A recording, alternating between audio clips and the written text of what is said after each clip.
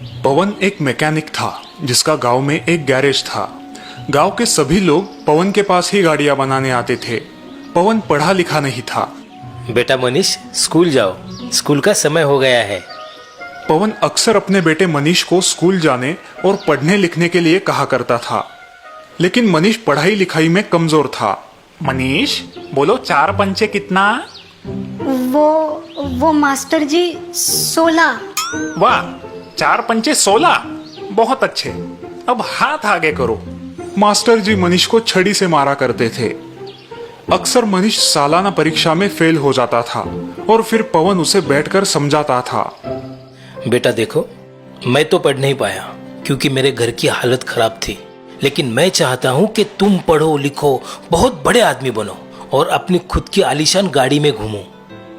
पापा, मैं बहुत मेहनत करता हूँ, लेकिन मुझसे नहीं हो पाता। बेटा और मेहनत करो। साल बीते और मनीष उसी तरह परीक्षा में फेल होता गया। अब पवन ने मनीष से उम्मीद ही छोड़ दी थी कि वो कभी पढ़ पाएगा। बेटा मनीष, कल से गैरेज आया करो, कम से कम कुछ काम तो सीख लो। और अगले दिन से पवन अपने बेटे मनीष को गाड़ियां बनाना सिखाने लगा। मनीष को भी गाड़ियां बनाने का काम बहुत पसंद था। कुछ वर्ष बाद मनीष पवन से भी होशियार मैकेनिक बन गया और पवन बुढ़ापे के कारण बीमार हो गया। मेरी बड़ी ख्वाहिश थी कि तुम पढ़ो लिखो, बहुत बड़े इंसान बनो और अपनी खुद की आलीशान गाड़ी में घूमो।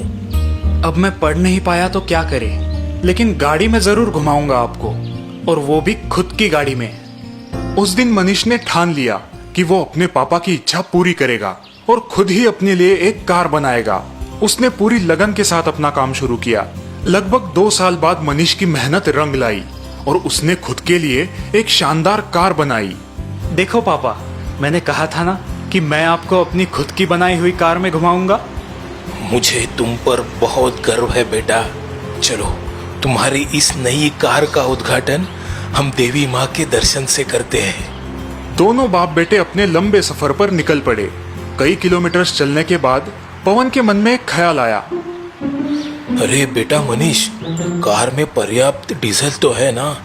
हम काफी दूर आ चुके हैं, डीजल खत्म ना हो जाए। अरे पापा, उसकी कोई जरूरत नहीं।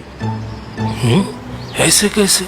भला बिना तेल की कोई कार कैसे चलेगी? हाँ पापा, चल सकती है, ये बिल्कुल मुमकिन है। बेटा, मेरे इतने साल का तजुर्बा कहता है कि बिना तेल के कोई कार कभी नहीं चलेगी। पापा, आपको मेरी बात पे यकीन नहीं हो रहा ना? रुकिए, आपको अभी यकीन दिलाता हूँ। ऐसा कहकर मनीष ने तुरंत कार रोक दी। वे दोनों कार से बाहर आए। पवन कार की जांच करने लगा।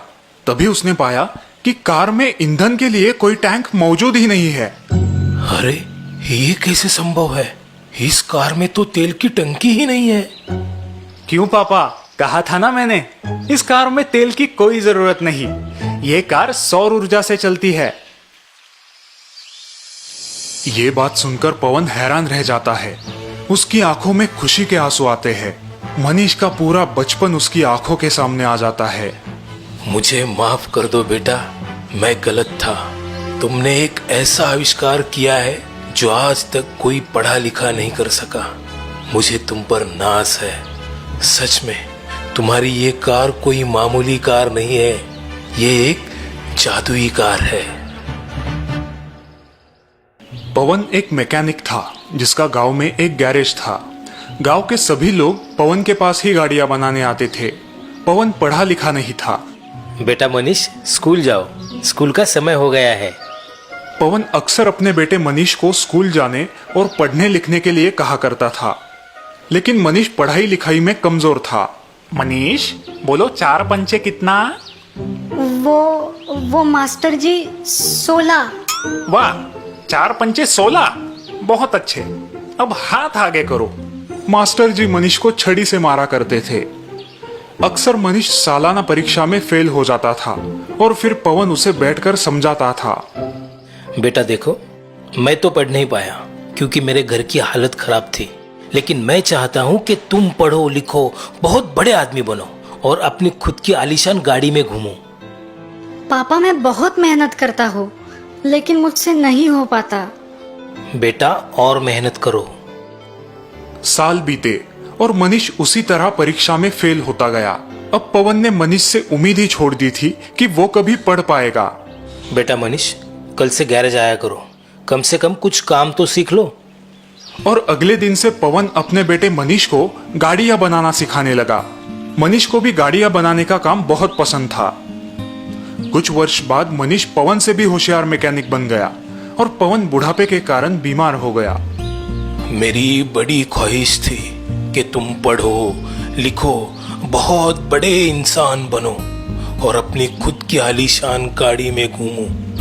अब मैं पढ़ नहीं पाया तो क्या करे, लेकिन गाड़ी में जरूर घुमाऊंगा आपको, और वो भी खुद की गाड़ी में। उस दिन मनीष ने ठान लिया कि वो अपने पापा की इच्छा पूरी करेगा और खुद ही अपने लिए एक कार बनाएगा। उसने पूरी लगन के साथ अपना काम शुरू किया। लगभग 2 साल बाद मनीष की मेहनत रंग लाई और उसने खुद के लिए एक शानदार कार बनाई। देखो पापा, मैंने कहा था ना कि मैं आपको अपनी खुद की बनाई हुई कार में घुमाऊंगा। मुझे तुम पर बहुत गर्व है बेटा। चलो, तुम्हारी इस नई कार का उद्घाटन हम देवी माँ के दर्शन से करते हैं। दोनों बाप बेटे अपने लंबे सफर पर निकल पड़े। कई किलोमीटर चलने के बाद पवन के मन में एक ख्याल आया। अरे बेटा मनीष, कार में पर्याप्त डीजल तो है ना? हम काफी दूर आ चुके हैं, डीजल खत्म ना हो जाए। अरे पापा, उसकी कोई जरूरत नहीं। ऐसे कैसे? भला बिना तेल के कोई कार कैसे चलेगी? हाँ पापा, चल सकती है, ये बिल्कुल मुमकिन है। बेटा, मेरे इतने साल का तजुर्बा कहता है कि बिना तेल के कोई कार कभी नहीं चलेगी। पापा, आपको मेरी बात पे यकीन नहीं हो रहा ना? रुकिए, आपको अभी यकीन दिलाता हूँ। ऐसा कहकर मनीष ने तुरंत कार रोक दी। वे दोनों कार से बाहर आए। पवन कार की जांच करने लगा। तभी उसने पाया कि कार में ईंधन के लिए कोई टैंक मौजूद ही नहीं है। अरे, ये कैसे संभव है? इस कार में तो तेल की टंकी ही नहीं है। क्यों पापा, कहा था ना मैंने, इस कार में तेल की कोई जरूरत नहीं। ये कार सौर ऊर्जा से चलती है। ये बात सुनकर पवन हैरान रह जाता है। उसकी आंखों में खुशी के आंसू आते हैं। मनीष का पूरा बचपन उसकी आंखों के सामने आ जाता है। मुझे माफ कर दो बेटा, मैं गलत था। तुमने एक ऐसा आविष्कार किया है जो आज तक कोई पढ़ा लिखा नहीं कर सका। मुझे तुम पर नाज है। सच में तुम्हारी ये कार कोई मामूली कार नहीं है, ये एक जादुई कार है।